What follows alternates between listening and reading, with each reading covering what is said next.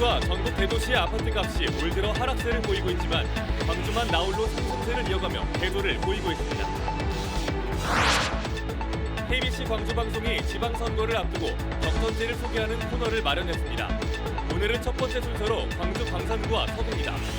현 광산구청장의 불출마와 민주당 공천의 물음표가 커지면서 선거판이 요동치고 있습니다. 대형 화재의 주범으로 꼽히는 샌드위치 패널에 대한 규제가 강화됐지만 세부 운영 지침 등이 마련되지 않으면서 시행 3개월이 지나도록 운영되지 못하고 있습니다. 남녘의 산과들이 형형색색의 봄꽃으로 물들고 있습니다. 코로나19로 지친 마음을 달래려는 상춘객들의 발길도 봄꽃을 향하고 있습니다.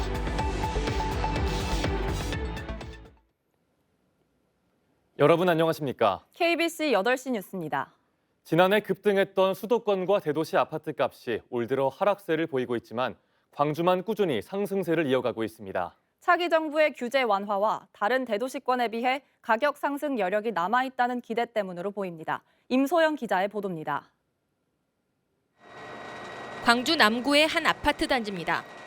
84제곱미터 아파트가 지난해 9월 7억 4천만 원에서 지난달엔 8억 4천만 원에 거래됐습니다. 6개월 만에 1억 이상 올랐습니다.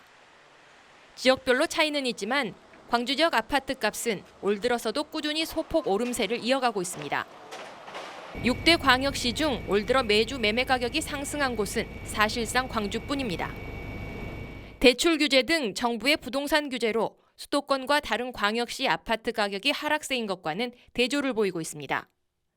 특히 지난해 10월 이후 월간 매매량이 1,000건 가까이 급감했지만 가격은 꺾이지 않고 높은 가격의 실거래가 이루어지고 있습니다. 다른 광역시에 비해서는 건축가 저렴한 편이니까 어느 정도는 키 맞춤을 할 수 있는 여지가 있고 그러면 지금보다 더 오를 수 있는 여지가 있다라고 생각하시는 분들도 꽤 있더라고요. 거래 절벽에도 타 대도시에 비해 가격 상승 여력이 남아있다는 기대와 양도세 중과 유예 등 차기 정부의 부동산 규제 완화 정책을 관망하는 분위기 속에 광주 지역 아파트 값은 당분간 상승세를 이어갈 것이라는 전망이 나오고 있습니다. KBC 임소영입니다. 횡령 의혹을 받고 있는 박용하 전 여수상위 회장에 대한 철저한 수사를 요구하는 목소리가 높아지고 있습니다. 여수지역사회연구소와 여수경실련 등 여수시민사회단체들은 오늘 보도자료를 내고 박 전 회장이 9억 7천만 원 상당의 공금을 사적으로 사용했다는 의혹이 제기되면서 지역 경제계에 망신살을 사고 있다면서 검찰에 직접 수사를 촉구했습니다. 또 이번 여수상의의 상황을 예의주시하고 있으며 박 전 회장이 경영하고 있는 기업의 폐기물 인허가 문제 등이 추가 제기되고 있는 만큼 지역사회 명예회복을 위한 행동을 확대해 나가기로 했습니다.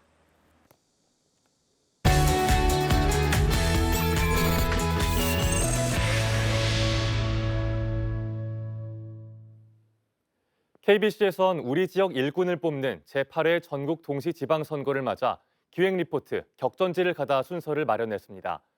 오늘은 첫 번째 순서로 광주 광산구를 살펴보겠습니다.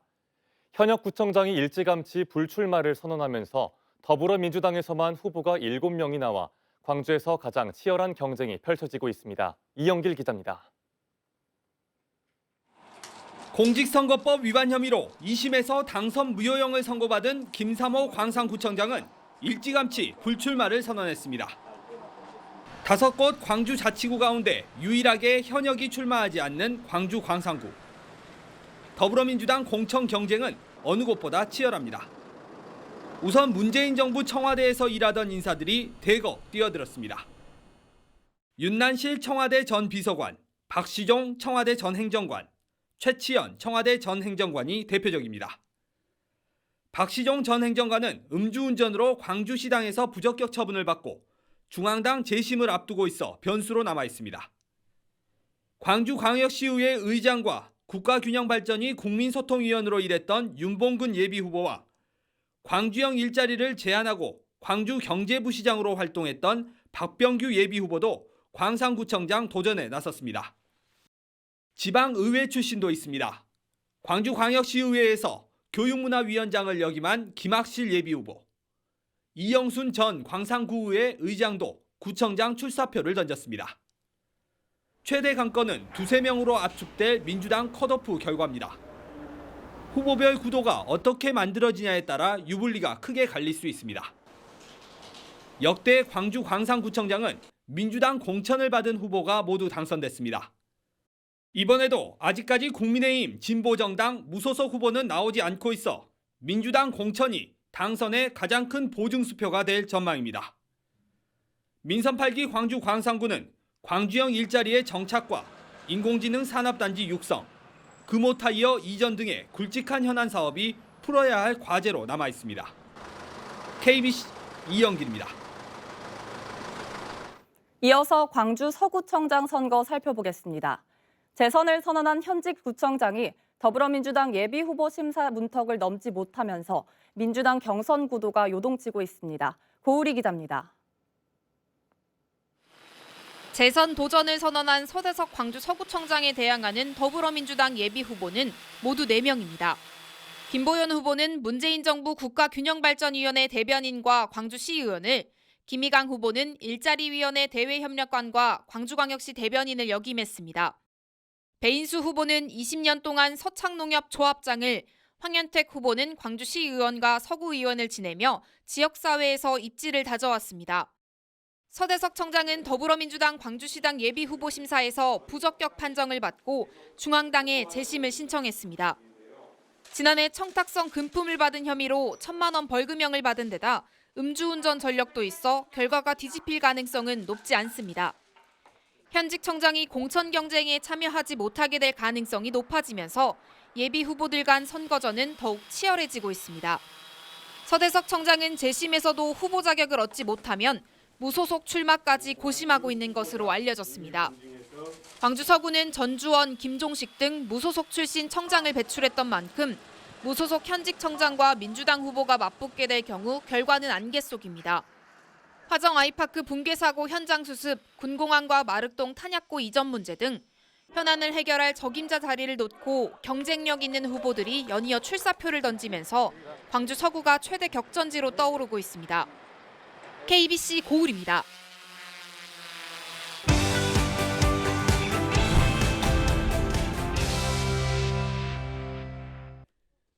선택 2022 지방선거 관련 소식입니다. 광주 전남 현역 기초단체장이 줄줄이 출마를 선언했습니다.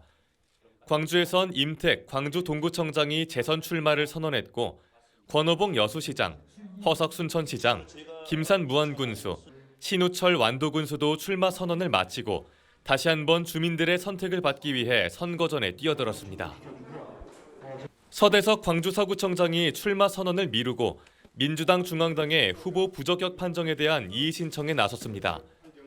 서 구청장은 예정된 출마 기자회견장에서 광주광역시당의 부적격 판정에 대해 중앙당에 이의 신청을 했다며 광주광역시당의 잘못을 바로잡고 반드시 경선에 합류해 민주당 후보가 되겠다고 밝혔습니다.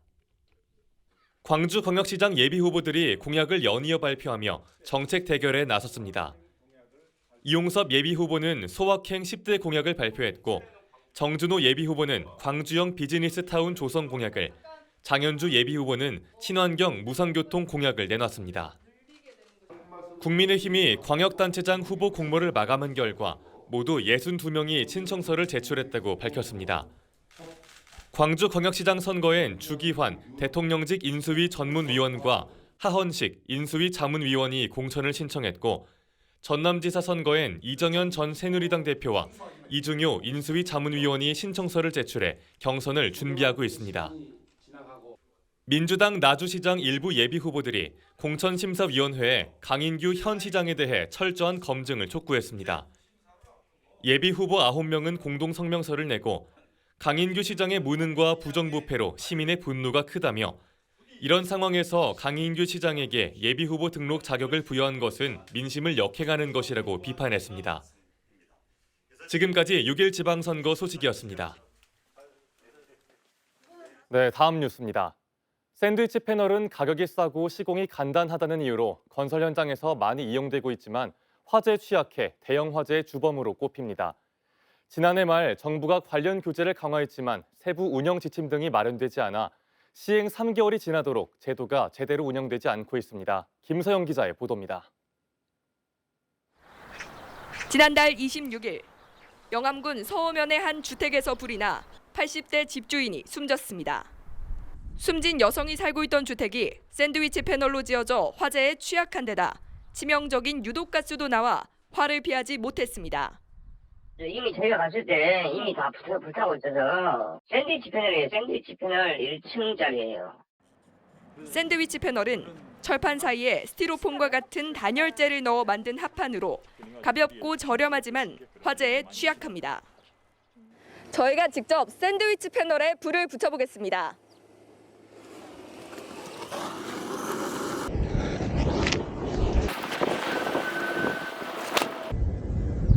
불을 붙이자마자 불길이 치솟으며 스티로폼이 녹아내립니다. 작은 불씨에도 순식간에 번지는 데다 불을 끄기도 어렵다 보니 화재로 이어지는 경우도 잇따르고 있습니다. 전남에서 발생한 화재 가운데 샌드위치 패널 화재의 비중은 2016년 13%, 2020년 17%, 2021년 16%, 올해는 20%까지 늘어났습니다.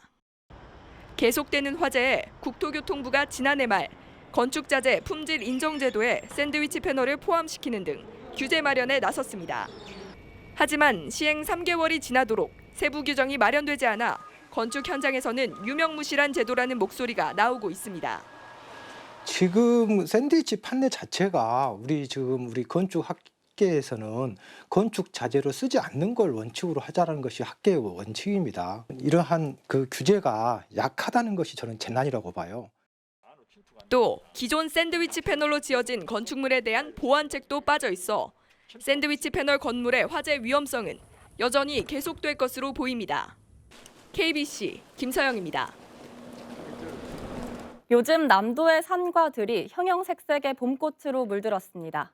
벚꽃에 이어 진달래도 만개했는데요. 코로나19로 지친 마음을 달래려는 상춘객들의 발길도 봄꽃을 향하고 있습니다. 이계혁 기자입니다.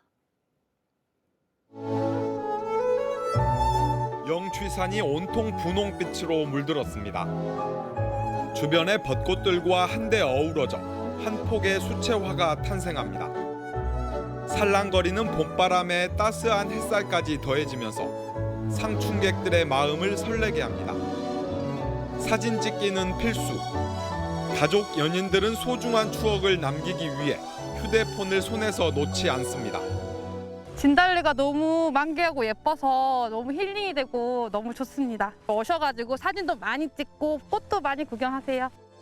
영취산 진달래 군락지는 축구장 140여 개 면적으로 전국 최대 규모를 자랑합니다. 남부지방은 벚꽃과 개나리에 이어 진달래 등이 만개했으며 중부지방은 다음 주 절정에 이를 것으로 전망됩니다. 코로나 때문에 인천에서 2년 만에 제 집에 내려와가지고 가족들이랑 꽃 보고 하니까 좀 봄이 왔다는 걸 느껴서 너무 좋은 것 같아요.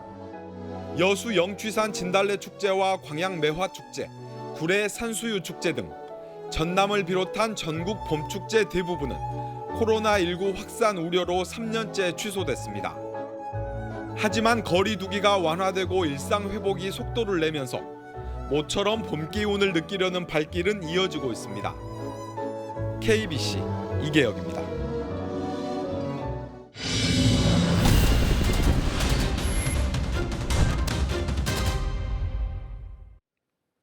광양산단에서 철거 작업을 하던 50대 노동자가 높이 7m에서 추락해 숨졌습니다. 오늘 오후 2시쯤 광양산단 동호안 부지에서 합성 천연가스 생산시설인 SNG 설비를 철거하던 50세 A씨가 7m 높이에서 추락해 인근 병원으로 옮겨졌지만 숨졌습니다. 오늘 사고는 지난해 11월 포스코가 230억 원의 모 건설 산업에 매각한 SNG 설비를 해체하는 과정에서 발생했는데 현재 노동부와 경찰이 현장에서 사고 경위 등을 조사하고 있습니다.